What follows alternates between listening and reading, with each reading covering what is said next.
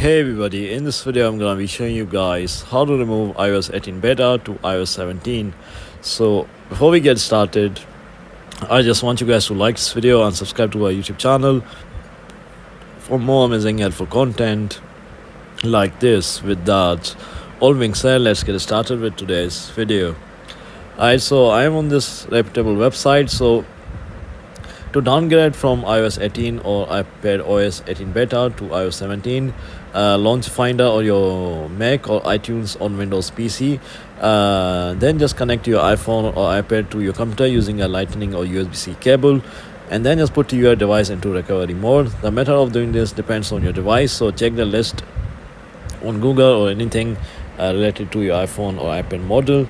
Just find out how to go into recovery mode on your iPhone or iPad device.